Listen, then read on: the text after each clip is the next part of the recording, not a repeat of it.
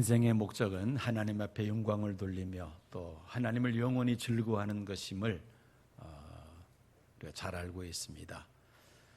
하나님께 영광을 돌리기 위해서 5가지 우리가 실천해야 될 것이 있는데, 첫째가 예배, 두 번째가 교제, 친교, 그리고 오늘 세 번째 성화에 대해서 말씀을 전하고자 합니다. 이 성화란 다른 말로 예수님 닮아가기, 예수님 닮기, 이렇게 말할 수가 있습니다. 예수 믿고 주의 사함받아 하나님의 자녀가 되었고 구원받았으면 됐지, 또 성화는 뭐냐라고 반문하는 사람이 있을 수 있습니다. 우리의 신분이 죄의 종로로 하다가 예수님 십자가 보혈의 피로 하나님의 자녀로 우리의 신분이 바뀌었습니다. 신분은 바뀌었는데 그러나 여전히 옛사람을 벗어나지 못하고 죄의 종로로 하던 때에 그 습관을 떨쳐버리지 못하고 우리가 살아가는 때가 참 많습니다. 하나님의 자녀가 되었으면 우리의 삶이 하나님의 자녀답게 그렇게 살아야 하는데 그것이 하루아침에 되는 일이 아닙니다. 사람의 성품이 하루아침에 형성되는 것이 아니듯이 하나님의 자녀가 되는 이 성품을 갖추는 것도 오랜 세월이 필요합니다. 이 과정을 우리는 성화라 그렇게 말합니다. 오늘 본문인 로마서 8장 30절에 구원의 4단계를 우리가 발견할 수 있습니다. 또 미리 정하신 그들을 또한 부르시고 부르신 그들을 또한 의롭다 하시고 의롭다 하신 그들을 또한 영화롭게 하셨느니라. 미리 정하심, 이것을 우리가 예정이라고 말하죠. 영어로 predestination이라고 합니다. 하나님께서 우리를 미리 구원하시기로 정하셨다, 예정하셨다는 말이죠. 또 미리 정하신 그들을 부르셨다. 이것을 소명이라 그렇게 말하기도 합니다. 영어로는 calling이라고 이렇게 표현합니다. 이것이 2번째 단계죠. 3번째 단계가 부르신 그들을 의롭게 하시고, 이것을 칭의라고 이렇게 표현합니다. 칭의, 영어로는 justification이라고 이렇게 말합니다. 부르신 그들을 하나님께서 예수님의 피로 의롭다 하신다. 칭의. 그 다음에 4번째 단계가 의롭다 하신 그들을 영화롭게 하셨느니라. 영화의 단계, 그것을 영어로는 glorification이라고 말합니다. 이 영화의 단계는 이 세상에서 살 때 일어나는 것이 아니고 하나님 나라에 들어가서 우리가 영화의 단계에 들어서게 되죠. 이렇게 구원의 4단계를 30절에 말씀하고 있는데 여기에 빠진 게 한 가지가 있습니다. 그것은 29절에서 말씀합니다. 하나님이 미리 아신 자들을 또한 그 아들의 형상을 본받게 하기 위하여 미리 정하셨으니, 아들의 형상을 본받는 이 과정, 이것을 우리는 성화의 단계라 말합니다. 그래서 영어로는 sanctification이라고 부릅니다. 3번째 단계와 4번째 단계, 즉 칭의와 영화의 단계, 그 사이에 성화의 단계가 있다는 말씀입니다.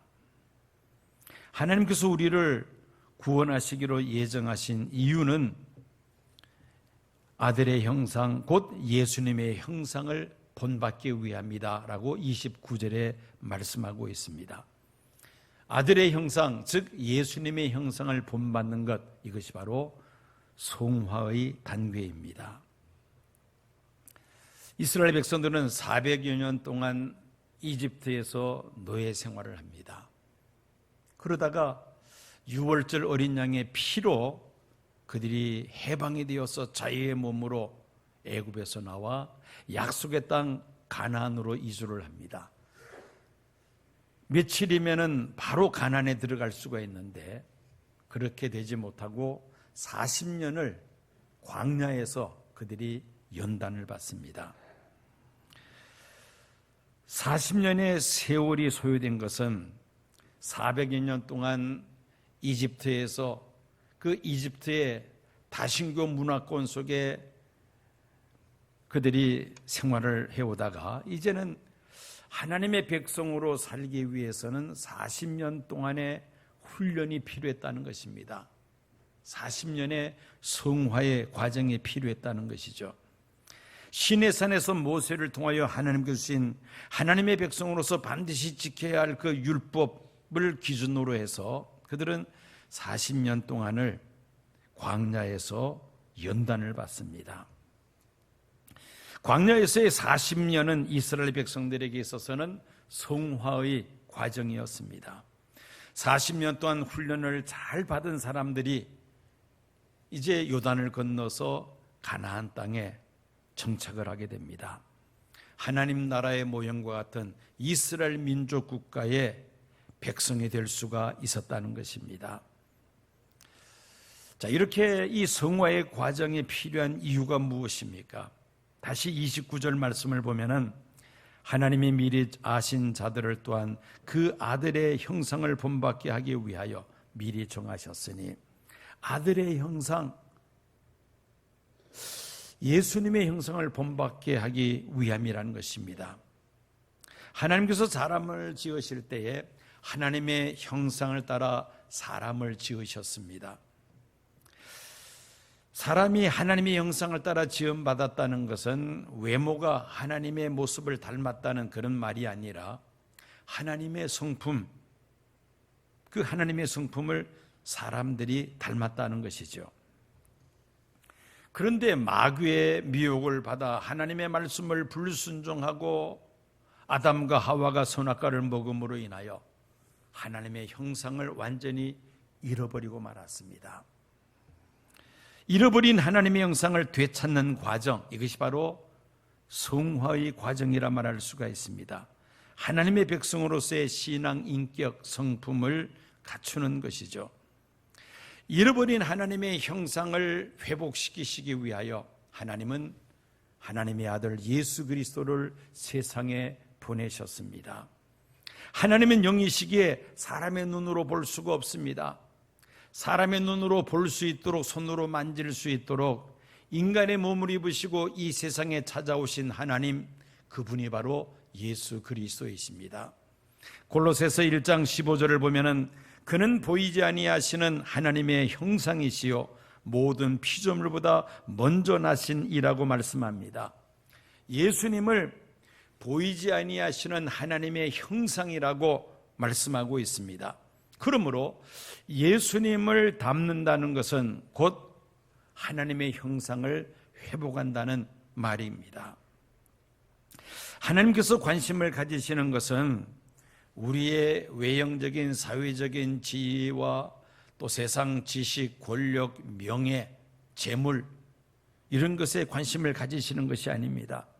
우리의 내면적인 그 신앙 인격과 성품에 대해서 관심을 가지고 계십니다. 왜냐하면 우리가 이 세상을 떠나 천국에 들어갈 때에 세상에서 소유했던 그런 것들은 가지고 갈 수가 없습니다. 다 두고 떠나야만 합니다.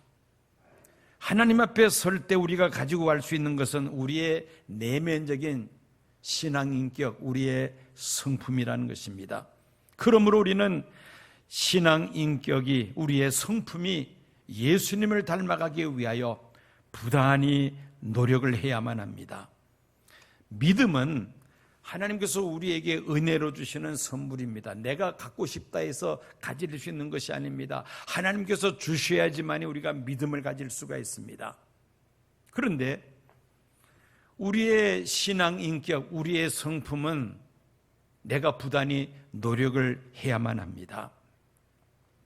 이 세상은 우리가 즐기면서 살아가는 낙원이 아니라 우리가 하나님의 자녀로 신앙 인격과 성품이 닦여져 나가는 하나의 훈련장과 같다고 말할 수 있습니다. 그래서 우리는 수고와 땀과 눈물의 기도가 필요합니다. 하나님 나라에서 하나님의 백성답게 살기 위해서는 이 세상에 살면서 천국 백성으로서 필요한 신한 인격과 성품을 갖추되 예수 그리스도를 닮기를 힘써야 하는 것입니다. 자, 이렇게 예수님을 닮아가는 이 성화의 과정에 세 가지 과정을 우리가 거치게 됩니다. 한글 성경은 시험이라 이렇게 표현하고 있습니다. 그런데 이것을 세분화해서 영어로 표현한다면은 테스트라는 시험, 유혹이라는 시험, 시련이라는 시험, 세 가지 과정을 통해서 우리의 신앙 인격이 단련이 됩니다. 먼저 첫 번째로 테스트라는 시험이 있습니다. 하나님은 이 테스트라는 시험을 통하여 우리의 신앙 인격을 훈련시키십니다. 그 대표적인 경우가 바로 아브라함이죠. 하나님은 아브라함에게 100세 때 낳은 아들 이삭을 번제물로 바치라고 말씀하십니다. 이유는 아브라함이 100세 때 낳은 아들 이삭을 더 사랑하는지 아니면은 하나님을 더 사랑하는지를 테스트하시기 위함이었습니다. 아브라함은 이 테스트에서 통과됩니다. 사실 도저히 감당할 수 없는 어려운 시험이죠. 웬만한 사람 같으면 이런저런 이유를 내세워서 이삭을 번제물로 드리는 것을 뒤로 미루거나 아니면은 아예 하나님을 원망하고 하나님께 등을 돌리는 이런 경우가 아마 있을 것입니다. 그런데 아브라함은 하나님의 그 말씀에 순종해서 이삭을 하나님 앞에 번제물로 드리고자 했습니다. 하나님께서 아브라함의 그 믿음을 보시고 이삭을 번제물로 드리고자 하는 것을 중단시키시고 하나님께서 예비하신 수량으로 대신하여 번제물로 바치게 하십니다. 그리고 하나님은 아브라함에게 큰 축복을 내리십니다. 창세기 22장 16절에서 18절까지의 말씀입니다. 이르시되 여호와께서 이르시기를 내가 나를 가리켜 맹세하노니 네가 이같이 행하여 네 아들 네 독자도 아끼지 아니하였은즉 내가 네게 큰 복을 주고 네 씨가 크게 번성하여 하늘의 별과 같고 바닷가의 모래와 같게 하리니 네 씨가 그 대적의 성문을 차지하리라. 또 네 씨로 말미암아 천하 만민이 복을 받으리니 이는 내가 나의 말을 준행하였음이니라 하셨다 하니라. 아브라함이 하나님의 말씀에 순종하여 참으로 순종하기 어려운 그 하나님의 명령에 순종함으로 인하여 하나님께서 아브라함에게 크게 복을 주십니다.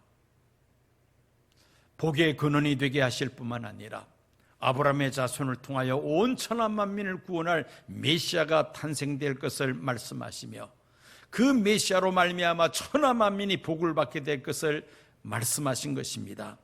이보다 더 큰 복이 세상에 어디에 있겠습니까? 아브라함의 그 신앙을 연단시키시기 위해서 하나님은 테스트라는 시험을 하셨습니다. 이 테스트에 아브라함은 합격했던 것입니다. 이 테스트를 합격함으로 아브라함의 신앙 인격이 더욱더 다져졌다는 것입니다.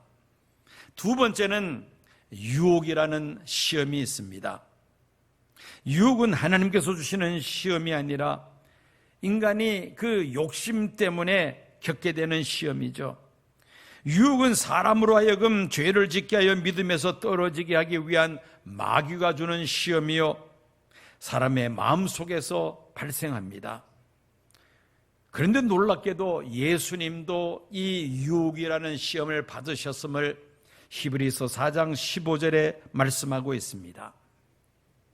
우리에게 있는 대제사장은 우리의 연약함을 동정하지 못하실 리가 아니요 모든 일에 우리와 똑같이 시험을 받으신 이로되 죄는 없으시니라. 여기서 똑같이 시험을 받으셨다는 이 시험을 영어 성경에는 tempted, 즉 유혹이라는 단어로 번역하고 있습니다. 예수님도 우리처럼 유혹을 받으셨다는 말이죠. 그런데 예수님과 우리의 차이가 있다면 예수님은 이 유혹으로 인하여 죄를 짓지 아니하셨다는 말씀입니다. 예수님께서 받으신 그 대표적인 유혹이 40일 금식 기도를 마치고 성령에 이끌려 광야로 나가셨을 때에 마귀가 한 3가지 시험입니다. 돌을 변하여 떡이 되게 하라. 성전에서 뛰어내리라. 내게 절하면 이 세상 모든 부귀영화를 너에게 주겠다. 마귀는 예수님에게 3가지 유혹이라는 시험을 합니다. 이 3가지 유혹은 우리가 세상 살면서 겪는 모든 유혹의 대표적인 케이스라고 말할 수가 있습니다. 육체의 정욕과 이생의 자랑과 안목의 정욕이었던 것입니다. 이 유혹들을 예수님은 말씀으로 물리치셨습니다. 그리고는 3년간의 공생애가 시작이 됩니다. 사람은 이 유혹을 통하여 자신의 연약함을 깨닫고 하나님 앞에 더욱더 겸손해집니다. 그 대표적인 케이스가 다윗 왕이었습니다. 그는 10가지 계명 가운데 2가지 계명을 어깁니다. 간음죄와 살인죄를 짓게 됩니다. 나단 선지자가 다윗 왕에 찾아와서 다윗이 은밀하게 지은 죄를 고발을 합니다.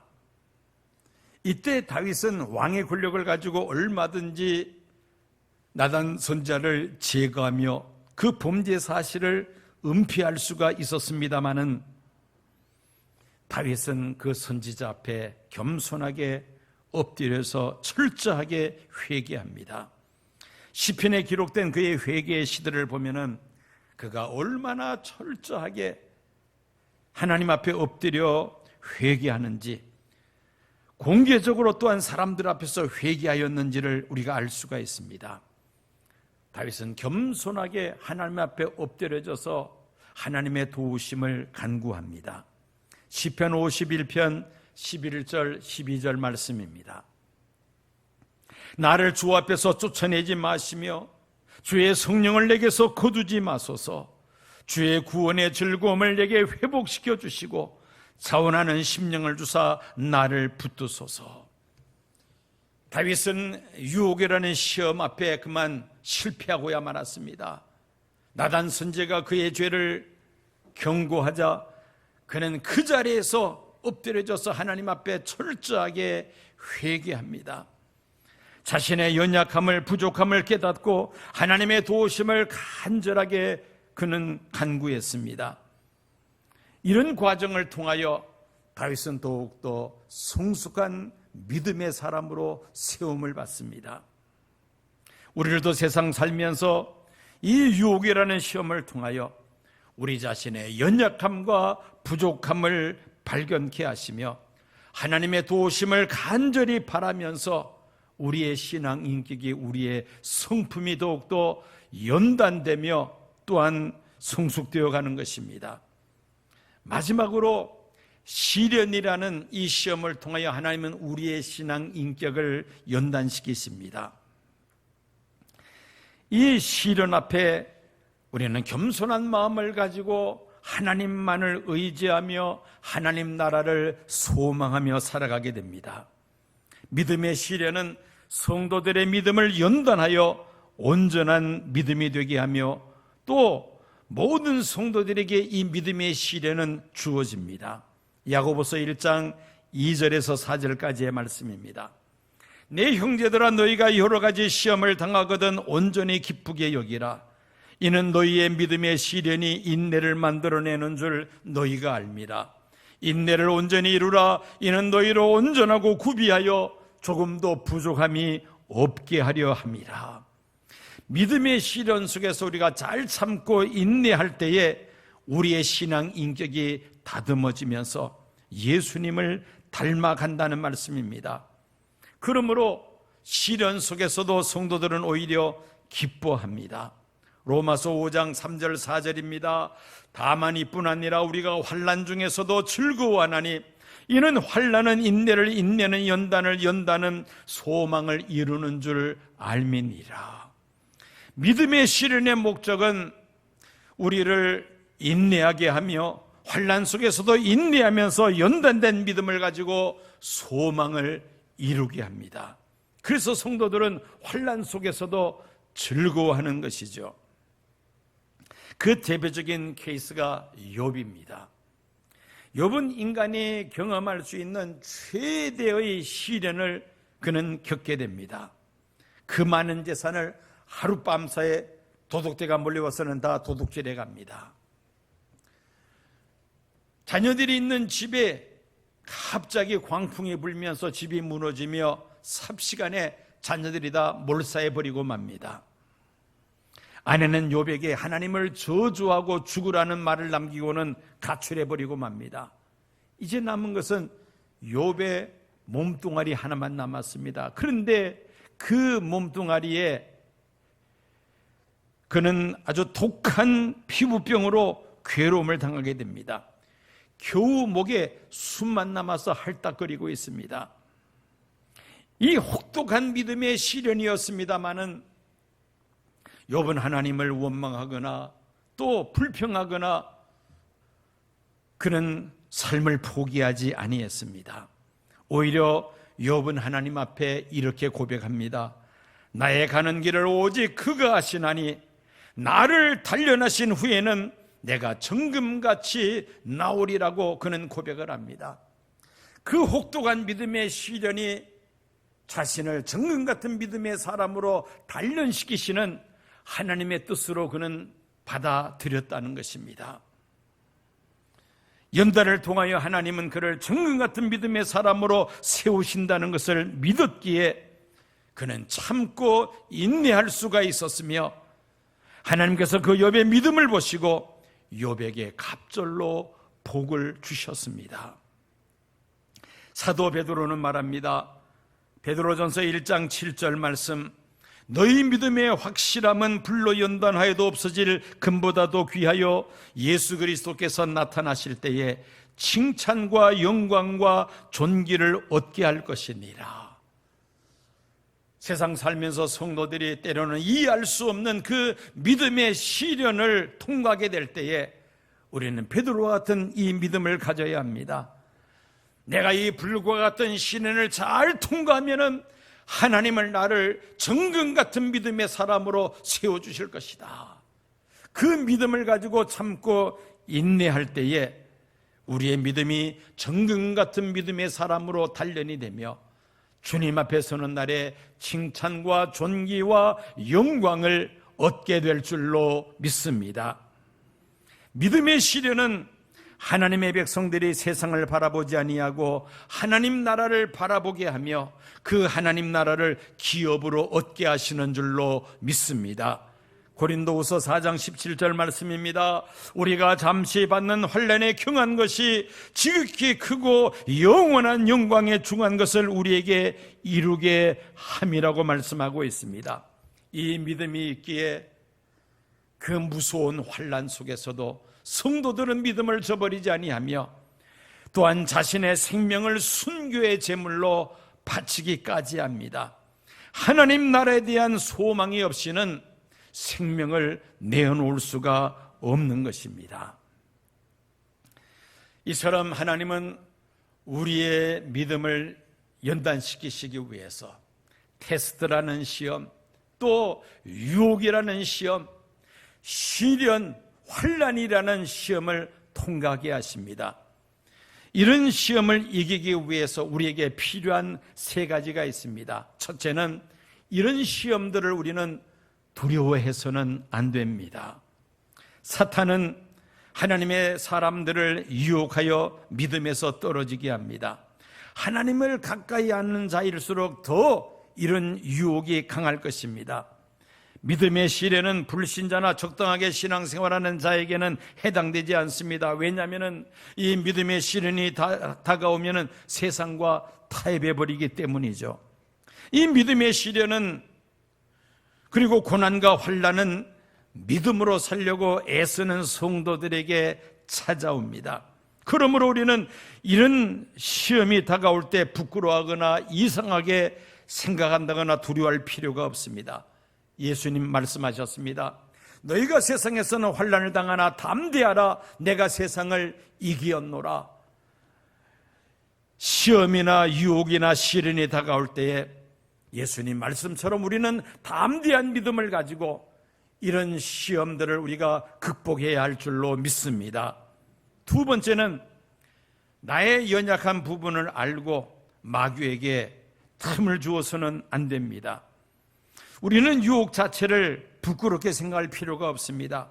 반복되는 일이지만 예수님도 유혹을 받으셨습니다. 문제는 그 유혹을 어떻게 물리칠 것인가입니다. 마틴 루터가 이런 말을 했습니다. 새가 당신 머리 위로 날아가는 것을 막을 수는 없지만은 당신 머리 위에 둥지를 트는 것은 막을 수 있습니다. 그렇습니다. 새가 머리 위로 날아가는 거 우리가 어떻게 막을 수 있나요? 그러나 내 머리 위에 둥지를 틀고자 할 때는 얼마든지 우리가 물리칠 수 있다는 것입니다. 육체를 가지고 있는 인생인지라 우리는 이 유혹을 받지 아니할 수가 없습니다. 그런데 그 유혹에 빠지지 않는 것은 내가 해야 할 몫이라는 것이죠. 유혹에 빠지지 않기 위해서는 나의 약점을 먼저 파악해야 할 것입니다. 손자병법에도 지피지기면 백전백승이라는 말이 있듯이 나의 약점을 알면은 마귀의 유혹에 쉽게 빠지지 않습니다. 약점을 파악했다면은 마귀에게 틈을 주지 말아야 한다는 것입니다. 그 유혹이 다가올 때에 또 유혹을 받을 수 있는 여지가 있을 때에 우리는 믿음으로 그 유혹을 피해 나가야 할 것입니다. 마지막으로 우리는 하나님의 도우심을 구해야만 합니다. 시편 50편 15절 말씀입니다. 환난 날에 나를 부르라, 내가 너를 건지리니 내가 나를 영화롭게 하리로다. 우리의 믿음을 단련시키기 위한 그런 시험들이 우리 앞에 다가올 때에 내 힘으로 그것을 극복하려고 할 것이 아니라 하나님의 도우심을 구하라는 것입니다. 내 힘과 내 의지만 가지고서는 쓰러지고 넘어질 수밖에 없지만은 하나님께서 나를 도와주시면 그 시험을 넉넉히 우리가 극복하게 될 줄로 믿습니다. 사도 바울은 복음을 전하면서 얼마나 많은 고난을 받습니까? 옥에 갇히기도 하고 매를 맞기도 하고 강도들에게 도적질을 당하기도 했습니다. 심지어 살 소망이 끊어서 이제는 죽었구나, 삶을 포기할 그런 때도 있었습니다. 전도자로 사역하면서 사람들에게 대접을 받기는커녕 오히려 수많은 고난을 당하면서 그는 복음을 전해야 했습니다. 사도 바울이 그 많은 고난을 겪으면서 터득한 진리가 하나 있었습니다. 고린도후서 1장 9절 말씀입니다. 우리는 우리 자신이 사형 선고를 받은 줄 알았으니 이는 우리로 자기를 의지하지 말고 오직 죽은 자를 다시 살리시는 하나님만 의지하게 하심이라. 수많은 그 고난 속에서 바울이 깨달은 바는 자신을 의지하지 않고 오직 하나님만 의지하게 하기 위함이라는 사실을 깨닫게 됩니다. 내 의지만 가지고서는 그 고난을 이길 수가 없지만은 오직 하나님을 의지할 때에 그 수많은 고난과 환난과 시련들을 극복할 수 있었다는 그런 말씀입니다. 오히려 사도 바울은 환난과 고난 속에서 하나님의 도우심을 힘입어 그의 신앙 인격이 단련이 되며 예수 그리스도를 닮아가는 신앙인이 될 수 있었다는 말씀입니다. 우리는 신앙생활하면서 성도들 가운데 적지 않은 사람들이 여러 가지 시험, 유혹, 또 시련을 겪는 모습을 보고 왜 저렇게 고난을 받아야 되는가 이해가 되지 않을 때가 있습니다. 예수 믿는 하나님의 자녀들에게 하나님은 항상 좋은 일만 겪게 해주시면 좋겠는데 그렇지 않은 경우들이 종종 있습니다. 예수 믿지 않는 사람들은 더 편안하고 부유하게 살아가는 경우를 봅니다. 그들은 불의를 행하면서도 오히려 세상에 큰 소리치며 세상 부귀영화를 누리는 모습을 봅니다. 그럴 때는 하나님은 불공평하신 분이 아닌가 하는 회의를 품기도 합니다. 그러나 오늘 본문의 로마서 8장 28절 말씀을 한번 보시기를 바랍니다. 우리가 알거니와 하나님을 사랑하는 자 곧 그의 뜻대로 부르심을 입은 자들에게는 모든 것이 합력하여 선을 이루느니라. 성도들에게 다가오는 믿음의 시험과 유혹과 시련은 하나님께서 합력하여 우리에게 선을 이루신다는 말씀입니다. 외형적인 것만 가지고서 사람을 우리가 평가해서는 안 될 것입니다. 사람의 외모, 소유하고 있는 재산, 사회적인 지위, 학벌 등 이런 것을 가지고 우리가 사람을 평가해서는 안 됩니다. 내면적으로 그 사람이 얼마나 예수 그리스도를 본받아 예수 그리스도를 닮아가기를 힘쓰는 사람인가, 우리는 그 모습을 보고 사람의 진면목을 평가해야 합니다. 신앙생활의 연조도 중요하지만 더 중요한 것은 신앙생활의 연조만큼 예수 그리스도를 닮아가고 있느냐, 이것이 더 중요하다는 말씀입니다. 교회에서 받는 직분도 물론 중요합니다만 그 직분에 걸맞게 나의 신앙 인격과 성품이 얼마나 성숙되어 가는가, 얼마나 성화의 과정을 잘 밟아나가고 있는가, 이것은 더 중요한 문제입니다. 예수님을 닮아가는 이 성화의 과정에는 정해진 기한이 없습니다. 남녀노소를 불문하고 유무식을 막론하고 피부 색깔과 인종에 관계없이 이 세상 사는 날 동안 하나님께서 우리를 부르시는 그 순간까지 일평생 우리는 이 과정을 밟아 나가야만 합니다. 예수님을 닮게 하시기 위하여 하나님께서 우리에게 때로는 주변 사람들과 여러 가지 환경을 통해서 시험과 유혹과 시련을 허락하신다는 것을 알고 우리는 오히려 기쁨으로 이 시험들을 받아들이며 잘 극복해 나갈 때에 우리의 속사람이, 우리의 신앙 인격이, 우리의 성품이 예수 그리스도를 닮아감으로 인하여 하나님 앞에 영광 돌리는 삶이 될 줄로 믿습니다.